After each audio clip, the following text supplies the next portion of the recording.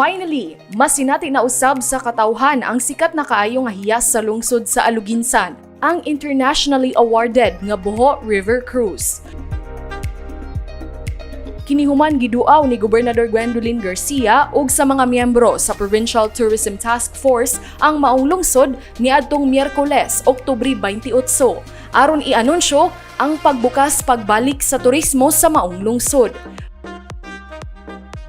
Kung nangita ka og aktibidad nga makapakalma ug makaparelax sa imuha ug environmentally enlightening pagyud nga experience, mao kini ang imong gipaabot.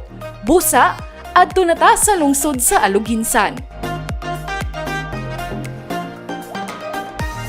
2 ka oras lang ang biyahe gikan sa dakbayan sa Sugbo ug ayaw kaguol kay nindot na ang kadalanan padung didto.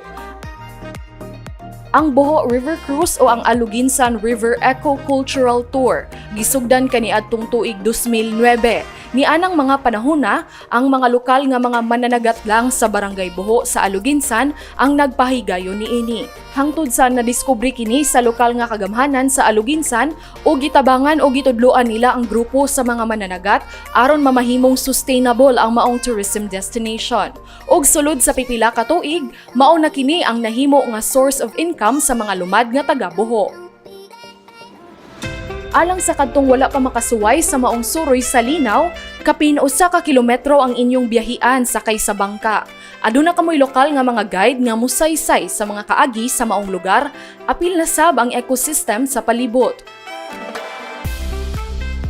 Tungod sa pagpaningkamot sa mga taga-barangay Boho og sa ecotourism initiative niini, ang Boho River Tour naapil sa top 100 sustainable destination sa kalibutan o gihatag kini nga award ato sa World Tourism Day niadtong tuig 2016.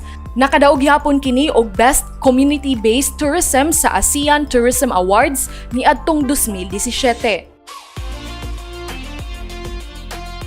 Dili kinahanglan nga outdoor person o adventurous person ka. Ma-enjoy gihapon nimo ang Boho River Cruise kay maka-chill ra ka samtang nagsakay-sakay sa boat ride. Pero tan-awa kini. Dili na kinahanglan mo adto pa sa Palawan aron maka-experience og ingon ani nga talan-awon. Kay aduna kitay ingon niini nga lagoon dinhi sa Sugbo nga mura og gateway padung sa Open Blue Sea. Kahibaw pa mo nga didto lang ko nakahibaw nga aduna di ay 24 ka klase ang mangroves dito sa Boho River? Dito mi nakahibaw ani sa among tour guide. Usa niini ang nipa diin ang duga sa bunga niini maoy himuon nga ilimnon nga lambanog ug ang dahon niini mahimo nga gamiton isip banig. Ang mga dahon sa mangroves ang magsilbing pagkaon sa mga isda, mao nga dili nila pangtangtangon ang mga nilugdang nga mga dahon.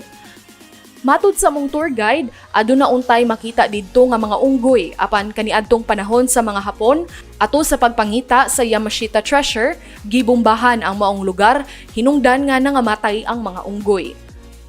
Mamahimo sab nga maligo ang mga turista dapit sa river mouth diin makita nila ang baba sa Boho River nga nag-atubang sa Tanyon Strait nga daghan kaayo og mga sardinas nga isda. Og tungod kay community-based man kini nga ecotourism, ang tanang halin sa Boho River Cruise gamiton sa pagpasweldo sa mga lokal nga mga nanarbaho didto. Ila usab gitinguha nga maprotektahan ang kalikupan kay mauman kini ang tinubdan sa ilang panginabuhi aron makasustiner kini kanila. So this is the success story of how people came together to make something better of their lives. The best community-based ecotourism project is right here in the beautiful town of Aluginsan. Sulod sa pila ka tuig, sukad kini gilunsad ang Boho River Cruise. Karon pa lang nakabalik si Gobernador Gwendolyn Garcia ug sakay. Ug matud niya, kinahanglan gyud kini i-experience sa mga turista kay daw aduna kini birtud nga makapakalma sa usa ka tawo. No wonder nga daghan kini og mga pasidungog nga mga nadawat, lakip na ang mga international awards. Ug karon nga abli naman ang turismo dinhi sa lungsod sa Aluginsan, now is your chance to experience Boho River Cruise. So unsa pa inyong gihuwat? Ali na mo og i-experience what I am experiencing right now. Gikan dinhi sa Barangay Boho, lungsod sa Aluginsan. Kini si Paula Mendoza.